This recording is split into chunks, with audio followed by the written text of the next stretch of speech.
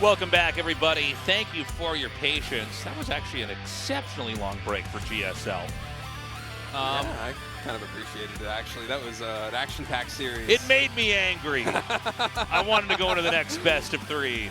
It's going to be a good one. Kira versus Solar, winners of their match. Winner going to advance to the round of 8.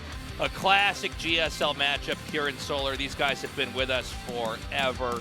Yeah. I want to say it's like maybe a 55-45 matchup. You think so? Yeah. 55 for Kira? Kira, yeah. Yeah.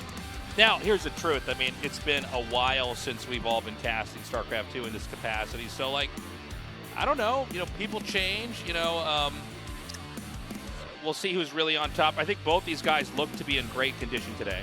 Yeah, everybody today actually looked to be in pretty good form so far. I was surprised. I thought it would take a little bit more time for the rest to be shaken off, but it seems like these guys did not really let up on the gas that much with practice, even with the long off-season coming into GSL 2025.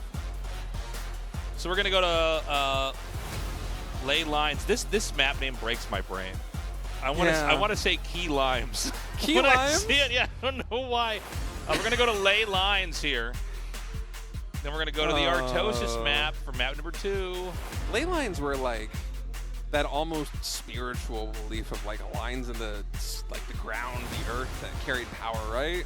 Really? It's like druidic or something. I might be crazy. No idea. Anyway, game number 1 is starting. Well, you're crazy, but you might be right about that. So.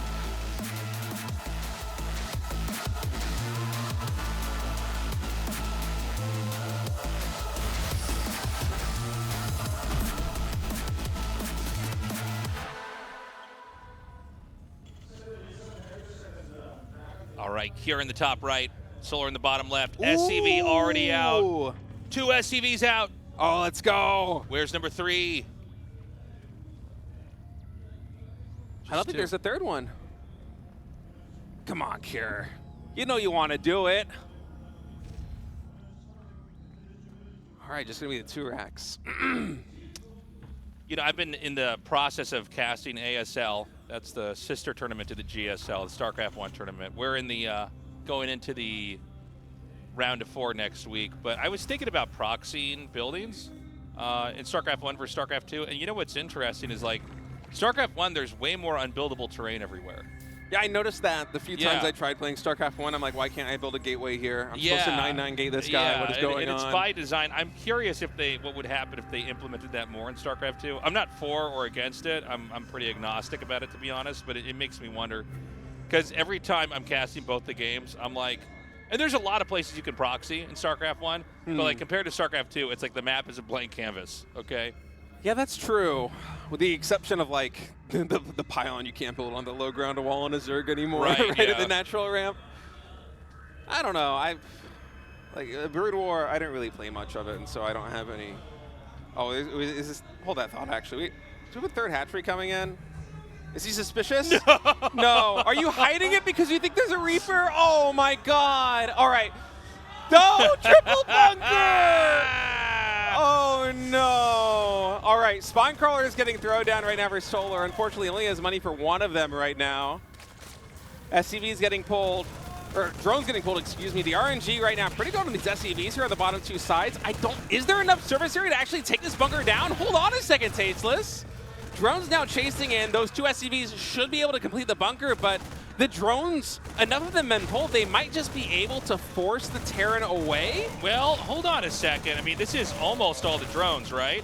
Yeah. There's not an income for the time being. Zerg is locked in at 38 minerals. Yeah, it seems like Solar's game plan is just basically try and zone out the Marines, do not let them get into the bunker. The Queen's even kind of forming a body block, but keep in mind, Solar lost a lot of drones, 6 drones in total this early trying to get that defense set up. So Zerg supply block now, but I don't know if that really matters. Queens are quite good against, you know, Marines without any reinforcements. Gonna get a final kill on the drone down here. So where are we? As, you know, the dust settles from the rush, a command center is gonna start. Man, I thought that was like 100% win.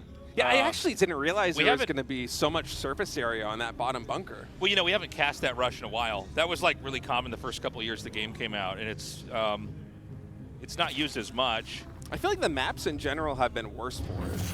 Yeah, it's a large I part think so. of it. Yeah. But, you know, every time we get a new map pool like this one, especially one with so many new maps, very often somebody's going to try some shenanigans, whether it's like a Protoss player with like cannons and a proxy robo or something, or a Terran with triple bunker. It always happens. And you know, for Solar, I am very impressed that he was able to defend that push. I saw those 3 bunkers go down with the drone not spotting the SCV, not spotting the Marines, getting ready to throw down the 3rd hatch. And I thought Solar was dead to rights, but I had the exact same thoughts. it was just, he had just enough service area to take down that 3rd bunker. And now we're going to transition into kind of a standard game. We have, what, is this triple CC here from Cure? Factory now coming down. It's looking more normal, but the path that we took to get here was certainly a bizarre one. Yeah, it's funny that a game this crazy kind of ends up back in a normal game. Like if you just walked into the studio and looked at the map, or yeah, be like, oh yeah, okay, normal game. Oh, I Solar guess, really wants that hatch. I guess, you know, the one bad thing for Solar right now is he doesn't have 3 hatches. Yeah, and then also you're really supposed to have him at this point in time. He's getting 12 lings with speed, which is quite a bit. Yeah, the speed is really late, though, just because Solar had no mining for such a long time. Basically, 90% of his economy was pulled to chase down the Marines and make sure he could defend his natural expansion. And that means that Kier, with just the residual Marines left from the initial push, is able to shark around on the map, delay the 3rd hatchery there from Zerg. And meanwhile, Terran about to have his 3rd orbital up and soon triple SCV production. So I think Kier, even though he didn't get the win outright that I'm sure he was gunning for, still in a really good position here. So where does Solar want to take the game from here? For Terran, it's pretty straightforward, right? You're not really doing anything too dramatic. You're just like getting all your upgrades. You'll probably do a drop or 2 here or there. He's getting his other gases. But like, what kind of game does Zerg want to have exactly from here is what I'm wondering. I don't know. Anytime you hold off a rush, you know, each rush that's held is always different from the one before it, right? It's not like, you know, when you're both playing macro games and you're hitting all your build order timings perfectly, so we know sort of exactly where the game's going to be. Every rush, a different number of drones was killed, a different number of Marines was wiped out in the process. And so I'm always interested in, whenever you see a guy that holds a rush, how exactly does he try to get back into the game in a way that makes sense? Because I think for Terran, as far as the way this game goes, it's much more straightforward. Yeah, Solar's going to really need to try and just anchor down his defense, because Cure, even though those barracks had to fly all the way back to his base, he's had so much time to produce Marines. Oh, Stim almost done. They're going to be stutter stepping forward, does get 1 Queen pick off for free, and then zooms his way into the main base. Actually going to open the drop. He did double back for a second there, but now with Stim done, there are just not enough lings on the ground to really contest this. Solar has to wait for the next round of lings to come in. No production tab up just yet, so we don't know exactly how many are in queue. And Cure's been able to work his way into the natural, well, not the natural, the main base mineral line right here. He's going to go for the spotting pool. Yeah, should get this. I mean, the transfuses should just be barely enough. I guess it's fine as long as he gets out. Yeah.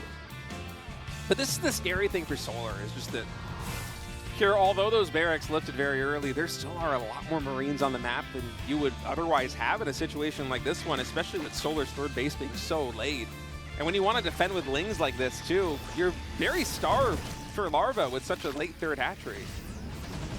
But now the layer's online, double evolution chamber coming in, 4th hatchery as well here for Solar at the 9 o'clock expansion. And with Baneling speed, I feel like he's weathered the storm quite well thus far. He did lose a queen, he did lose, I think, a couple of drones there in the main base, but the damage potential for Cure with that initial medevac drop, I think, was a lot higher than actually came to fruition. Yeah. So from here, it's going to be Zerg in a growth game. Try to keep building up, get as much of the map covered in creep as possible, which, by the way, the creep's pretty bad this game. And try to get a 4th base. And, you know, this has been thematic in TVCs since the dawn of StarCraft 2, is generally the 4th base is the soft spot in the middle of the game. And if you can break it, you can win. And he's already done it once. It's a cancel, but you really don't care how that hatchery comes to an end. You want that gone. You want to reset him. Because while Terran's on 3 bases and Zerg's on 3 bases, that means the Terran is more quickly going to get to the economic lead. In fact, he may already sort of be there now that this 4th base is being reset. And from the Terran's position, this is kind of a straightforward game. You roam, you wait for a moment to push in, which is usually right before the fourth hatch finishes again. And then you try to poke it out again. And it's a very basic way the game can be ended. And Kieran knows that Solar has to go for creep spread to secure this fourth base. I thought the hatch was just going to start and instantly get killed. I'm like, that's the worst. But Kieran's playing this really smart. Yeah. The fact that you pointed that the creep spread isn't very good on these, you know, sides of the map just makes it so hard for Solar to expand to the fourth base, and Kieran just continuing to hammer down that position with drops like that one is such a thorn in the side here of Zerg, especially with such a Larva-intensive composition like all of this Ling Baneling. I mean, I feel like the Baneling count might even be a little bit higher than Solar would have preferred, just because he doesn't have Larva to spend on other units, right? He has to invest all this money into the Baneling to really macro effectively. And with Kira now on double factory, you know, Burrow Widowmine going to be coming in pretty soon. Already 4 siege tanks, a beautiful spread on these tanks. A lot of it also off creep. Even if Solar gets an insane arc and tries to collapse on this position, I'm not sure he's going to get a favorable trade, Tasteless. In fact, Solar's just going to go for the counterattack right now at the third base. Oh, it's not walled in. But it's daunting enough. I actually think he should have committed there. Yeah, I think he might have thought Kira had more. I think he got spooked and thought there was a lot more back there. There's no Widow Mines here or anything hidden, so he just kind of saw that and ran back. He's going to try to retake this, I guess, but once again, like I was talking about earlier, this is just going to be a game of poking out the fourth base. Yeah, I mean, Kira just with the tempo advantage from the very early game. You can see what a difference it makes in a situation like this one where Solar just cannot take these fourth bases. The creep spread isn't there because it doesn't have the map control. And without a fourth hatchery, there's very little Larva to go around. The economy is lower. I mean, Terran is maxed and Zerg's at 167. This is just insane. Yeah, this game should be over. A real masterclass in winning TVZ in the mid-game, by the way. Yeah. You're really not making any mistakes. I like the opening. That was exciting to see. But, you know, this is just him sort of playing a clean game. And people have gotten so good at transitioning out of those kind of insane situations, like a triple bunker rush. I mean, Kira did not miss a beat, and soon he's going to have 2-2 against the 1-1 here of Solar, and that's going to be his cue to charge in here into the third base. Kira says, enough denying fourths. I'm going to go for your third. I'm going to go right into the heart of the Zerg swarm. And Solar's going to try and fight back, but one of my shots are fantastic, and there are so many Marines on that south side. The Baneling focus fire, just spectacular from Kira. Even enough Marines to assist against the reinforcements coming in there from Solar, and Kira just ran a clinic in TVZ on that map. Kira absolutely murdering. Again, I think one of the favorites for this whole season. Yeah. He has put the hours in. He is one of the greatest Terrans that has ever been in StarCraft 2 and 1. You know, let's see what Solar can do. I think some of that, you know, it's funny because, like, the rush was held, right? But there was also this fundamental problem that, like, drones weren't mining for a long time and the third hatch never started. Right. I would almost describe that as what was losing for the Zerg. Yeah. Even though he held, he had to chase the Marines an absurdly long distance and didn't get his third base started. And Terran just makes a command center home and walks home with the Marines. You made 2 command centers. Yeah, sorry. Yeah, I stand corrected. Full Makes green. 2 CCs. And, you know, remember, even though Zerg survives, he wasn't mining. He can't make Lings and counterattack. Yeah, his speed is going to be delayed because of the mining, too. And then he doesn't have map control for the speed or for the additional hatches. And all right, guys. Time to make an Artosis pylon, Jove. Remember 2010? Me too. I was there too. All right, Pylon LE, Kira versus Solar here in the winners match. If Kira wins, he's going to advance on into the round of 8. Our game is loading up. Let's get to it.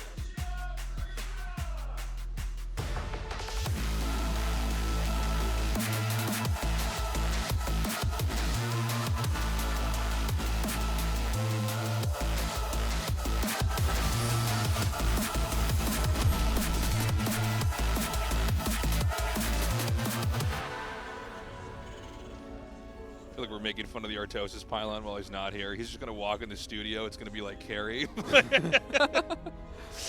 That really never left him, did it? No. It's actually Even crazy. today, it's just, that meme is still there. It's just the lexicon. It's permanent just at this part point. of the thing, man. Okay, so no proxy racks this time on our first cast here on Pylon. So we got a game where I hope that Solar can try to do what he wants to do. A lot of his games today have been people basically trying to shut him down before he gets started. Yeah, Reynor was playing that way quite a bit. All that GSL 2025 Season 1. I love that. Great drawings.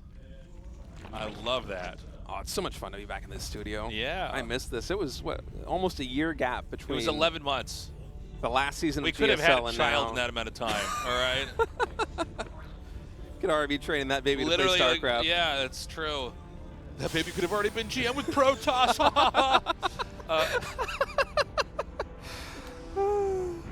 No, I mean, it's one of the... There was one other year where there was like an insane amount of downtime. It was something where like, I think Blizzard hadn't... It was like a change of the guard at Blizzard. This was like maybe 6 years ago, 7 years ago. And I remember just not working for months. And every week I'm like, they're going to tell me what the schedule is soon. And it went on for so long. It was like maybe 5 months of no StarCraft 2. But this time around, it's been the longest. Yeah. For sure. I was coping hard. Let's you know, give ourselves credit. This is the longest we could have gone as far as seasons of StarCraft 2 in a year, because anything more would have been 12 months, right? Yeah. That would have been the entire year. Yeah. But now we're speed running it. It's going to be a crazy couple of months. Yeah, there's going to be a lot of StarCraft 2. And I certainly felt for the players, too, when we watched those intro videos at the very start of the broadcast, just asking how everybody felt while we waited for the news. Well, we waited 1,000 years for people will never meet to sort this out. Yeah, Solar talking about how he felt basically aimless, waiting for StarCraft 2 to essentially return in some capacity. Well, these tournaments give you a sense of purpose, right? I mean, they give me a purpose, too, right? It makes me think, 100%, yeah. It makes me think of, like, back when I was really young, like, you know, in middle school and high school, my tournament was WCG. We only had one of them every year, and there was always a World Finals for it, but, you know, you'd have your regional qualifier, and it was always like at a Comp USA or a Korean PC Cafe in LA, or, you know what I mean? Yeah. Is something somewhere, a failing Midwestern PC Cafe that's not going to be there in 2 years. And then eventually you'd qualify for the USA Finals, and then the people that qualified for that would go to the World Finals, and that's kind of a North Star, you know? It's something that, you know, for how hard this game is and how much of your life you have to devote to it, it's a way to identify, okay, did my hard work pay off? How far did I get? Where did I rank? And all that. Yeah, it's the path to take, but I mean, for a lot of us, I'm sure not even us, just the players, but also everybody watching GSL, StarCraft 2 has been such an integral part of our lives, especially our entertainment. I mean, I've probably spent thousands of hours, not just obviously playing, but also just watching streams, watching tournaments, just digesting everything there is in StarCraft 2 for, what, 15 years now? Half my life. Right. And to have a break like that one, it's just, it's tough. It's tough on the heart. Yeah, 100% it was. It's so good to be back. And especially the games so far today have been as spectacular as ever. You can tell the players haven't missed a beat, so. Yeah. Yeah, it's nice to be back here in the studio for sure. So here's going for a very different route. It's a build we've seen 1,000 times before. It's going to be Hellions into Banshees with Cloak. Yeah, more of a almost classical TVZ build. I feel like it's been a minute since we've seen this kind of opening with Hellions and Cloak Banshees and a really fast third CC. It's a build order that's been around in every iteration and patch of StarCraft 2. And, you know, it does feel like it hasn't been as common maybe in last year. I don't feel like I cast as many games of it. Yeah, it felt a little bit more rare, I would say, but I'm curious to see how it plays out on this one. Here on Pylon, because the map just seems so wide and there's so many different paths to traverse, I kind of like it as a choice because I'm looking at this in terms of how I would creep spread as a Zerg, and it looks like a lot of work. You know what I mean? Yeah, for so sure. Getting the map control out early here with the Banshees and with the Hellions, especially with the greed behind that third command center. You know, if Cure, even if he can't find too much damage economically with these initial units, if he's able just to thwart the creep spread similar to the way that he did in game number 1, then finally, once his economy kicks into gear, the 5 racks gets online, maybe even 8 racks get online, it's going to be very hard for Solar to once again take those periphery bases. And maybe it won't be the 4th hatchery that's an issue of contention, but instead that 5th hatchery will be so difficult. So I love this choice of build-in from Cure, coming in here on the main base as well, just getting 3 drones for free, popping right back out, keeping his tabs on the creep spread. It's a really smart build order selection here on Pylon.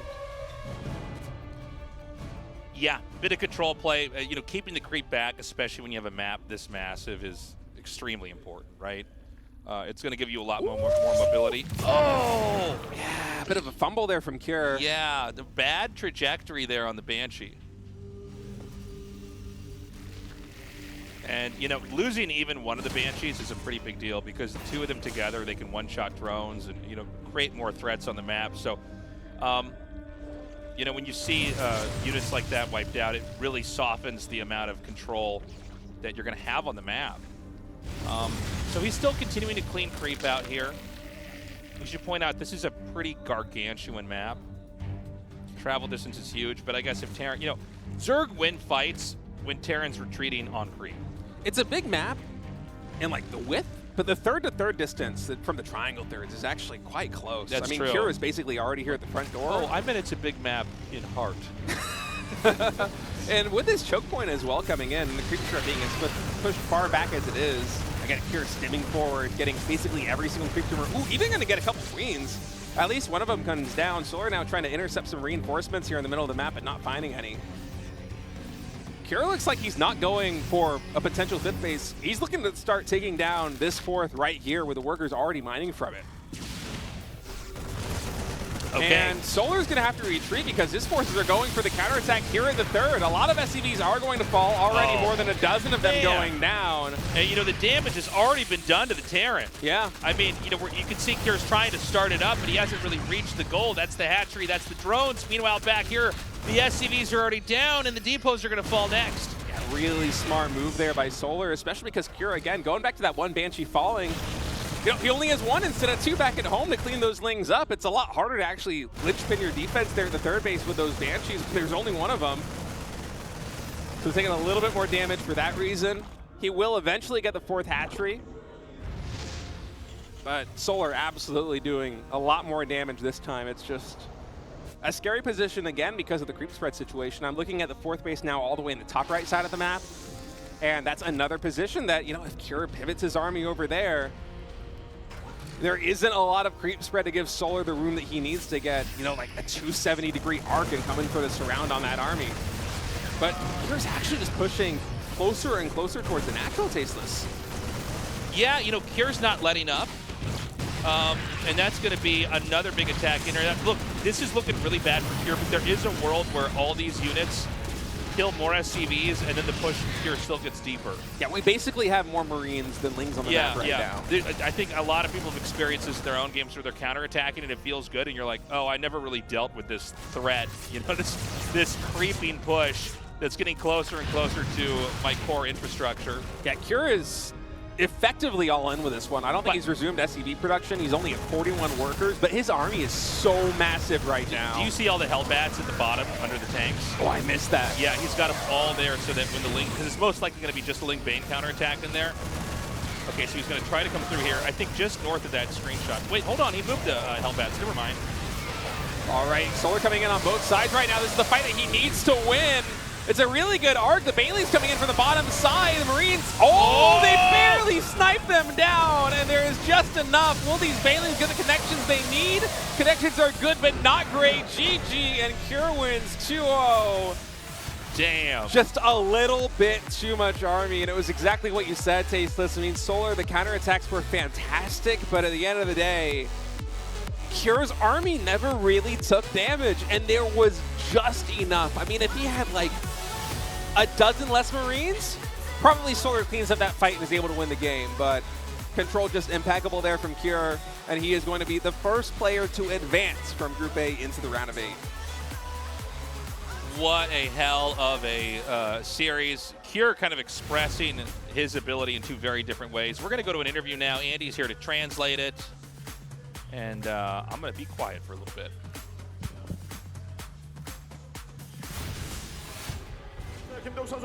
Cure, so you managed to move on as the first seed of the group. How do you feel?